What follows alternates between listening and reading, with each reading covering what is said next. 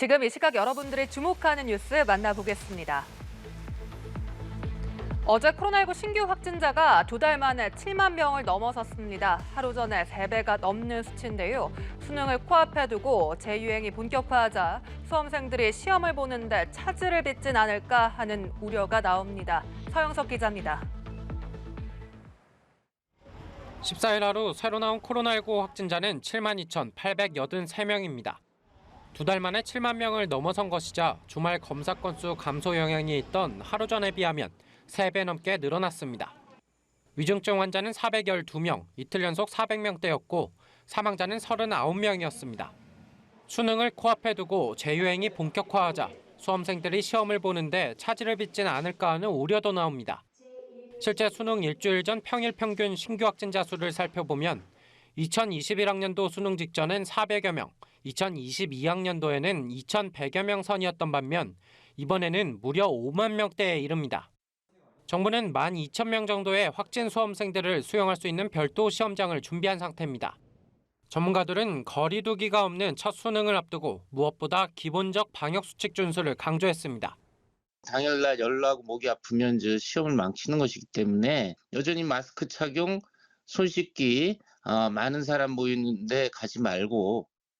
한편 재유행의 본격화에도 불구하고 동절기 개량 백신 접종률은 여전히 부진합니다. 접종 대상자를 18세 이상 전체로 백신 종류도 BA4와 BA5 기반 화이자 2가 백신으로 늘렸지만 대상자 대비 접종률은 4.1%, 한 자릿수에 머문 겁니다. 방역당국은 개량 백신 접종은 잔여 백신을 이용한 당일 접종도 가능하다며 중증과 사망 예방을 위해 접종에 적극 참여해 줄 것을 독려했습니다. 연합뉴스TV 서영석입니다. 오늘 새벽 광주에서 불길에 휩싸인 차량을 발견한 시민들이 힘을 합쳐 운전자를 무사히 구조했습니다. 62살 운전자 A씨가 지병으로 의식을 잃으면서 차량이 중앙선을 넘어 화단을 들이받았는데요. 일촉즉발의 상황에서 시민들의 용기 있는 행동이 소중한 인명을 구했습니다. 이 소식은 김경인 기자가 취재했습니다. 차량에서 시커먼 연기와 함께 불길이 치솟습니다. 한 남성이 차문을 힘껏 당겨보지만 꿈쩍도 하지 않습니다. 유리창 못 깨야 돼. 유리창 깨만 하고 빨리 아주 사람 더 했다니까. 시민들이 차량을 향해 무언가를 던집니다. 그리고 야구 방망이를 이용해 필사적으로 유리창을 부수기 시작합니다. 불길이 더 거세지는 상황에서 가까스로 차문이 열립니다. 주변에서 다급하게 소리칩니다. 빨리 나와 빨리 나와. 차 터져. 얼른 나와. 이내 차 안에 있던 운전자가 휘청이며 탈출해 시민의 부축을 받고 갓길로 피합니다. 운전자가 탈출함과 동시에 도착한 소방대원들이 불을 끄기 시작합니다. 불에 완전히 타버린 차량 안에는 시민들이 운전자를 구하는 데 사용한 커다란 돌덩이가 아직 남아 있습니다. 62살 운전자 A씨가 몰던 승용차가 중앙선을 넘어 화단을 들이받은 건 15일 새벽 1시 20분쯤. 사고 5분 뒤 승용차에서는 불길이 치솟았습니다. A씨는 지병 때문에 운전 중 의식을 잃은 걸로 조사됐습니다. 의식을 잃었으니까 이제 차는 전지를 못하는데 악셀이 계속 밟혀 있었나 봐요. 그래서 과열된 사고를 두려운 것 같아요. A씨는 일부 화상을 입었지만 생명에는 지장이 없는 상태입니다. 저희 있는 사람끼리 먼저 저 사람 무조건 그냥 꺼내야겠다는 생각밖에 안 들었던 것 같아요. 그냥 마땅히 해야 할 일을 한 것 같아서 뿌듯하고요. 화염이 치솟는 일촉즉발의 상황에서 시민들의 용기 있는 행동이 소중한 인명을 구했습니다. 연합뉴스TV 김경인입니다. 최근 정부가 부동산 규제 완화에 나섰지만 시장 반응은 여전히 매우 차가운데요. 집값 상승 기대가 꺾이고 고금리에 돈 빌리기가 힘들어지면서 집 살 사람 찾기가 힘든 게 현실입니다.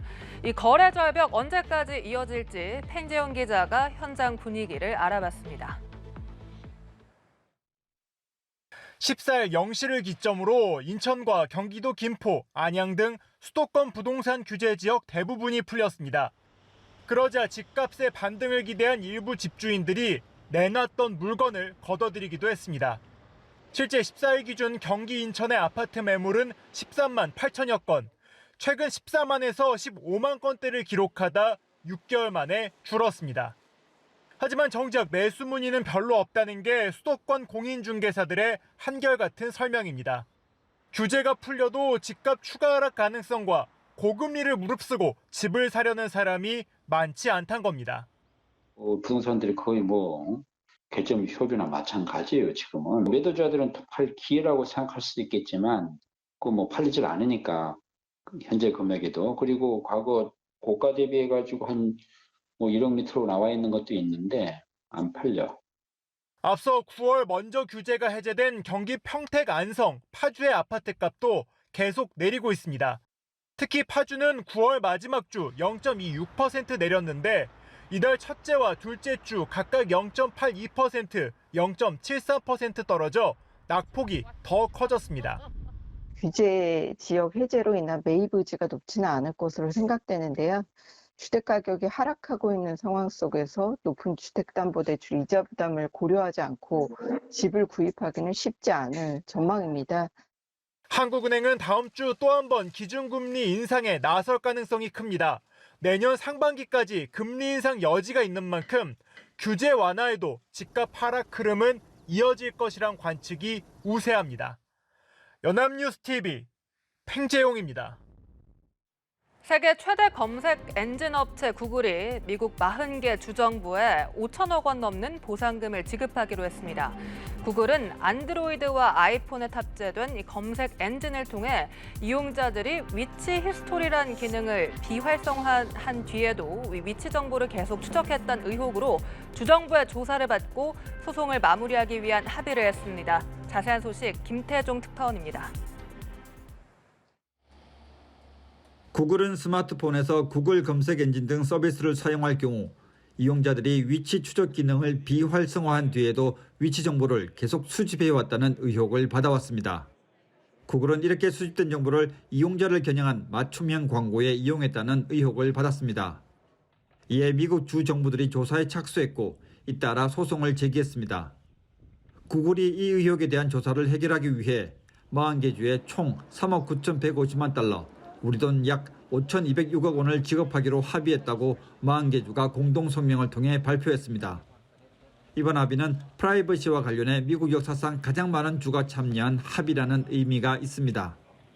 윌리엄 통 코네티컷주 검찰총장은 이번 합의는 기술 의존도가 증가하는 시대에 소비자들을 위한 역사적인 승리라며 위치 데이터는 구글이 수집하는 가장 민감하고 가치 있는 정보 중 하나로 소비자가 추적을 받지 않아야 하는 많은 이유가 있다고 말했습니다. 앞으로 구글은 위치 정보 수집 절차도 더 투명하게 하기로 했습니다. 이용자가 위치 계정 설정을 켜거나 끌 때 더 많은 정보를 보여주고 수집한 데이터 정보도 이용자에게 제공한다는 내용입니다. 이번 소송은 2020년 5월 애리조나주가 구글이 위치 추적을 해제하면 이용자 위치가 기록되지 않는 것처럼 속였다며 가장 먼저 소송을 제기했고 이후 다른 주들이 소송에 동참했습니다. 샌프란시스코에서 연합뉴스 김태종입니다. 전 국민이 집에서 자주 시켜 먹는 치킨, 대표적 국민 음식인데요. 앞으로 치킨 시키기 전에 건강 한번 생각하셔야겠습니다. 유명 프랜차이즈 10곳의 치킨을 조사해봤더니 한 마리에 든 열량과 염분, 콜레스테롤이 대부분 하루 섭취 권장량을 훌쩍 뛰어넘었습니다. 차승은 기자가 보도합니다. 유명 프랜차이즈가 내놓은 매운맛 치킨입니다.